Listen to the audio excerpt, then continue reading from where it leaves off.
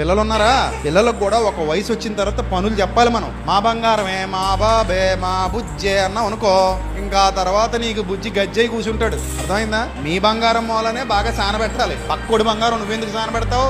మా బంగారమే అన్నప్పుడు నీ బంగారాన్ని నువ్వే సానబెట్టాలి. చిన్నప్పటి నుంచి పిల్లలకు చిన్న పనులు పెద్ద పనులు మనమే చేయించాలి. పిల్లల్ని వాళ్ళకి మన పనులు ఏంటో చెప్పాలి. ఒక్కోసారి ఒరే ఓడు తల్లి, అమ్మ ఓడు తల్లి, చీపురు తీసుకో తల్లి, ఇల్లు ఎలా ఓడ్చాలో నేర్పించాలి కూతురికి. మరి అంతే, తప్పదు. ఒకసారి ఎలా తోమాలి, ఒకసారి ఎలా ఇవన్నీ పిల్లలకి మనం చిన్నప్పటి నుంచి అలవాటు చేయకపోతే వాళ్ళు అనుకుంటారు మేము పెద్ద పిఠాపురం జమీందారులు అనుకుంటారు.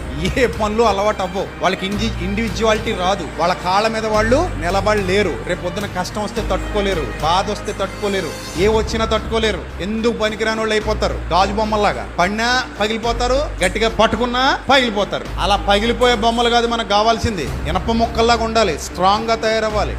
అలా అంటే మరి పిల్లలందరికీ కుటుంబంలో ఏముండాలి? బాధ్యత ఉండాలి, శిక్షణ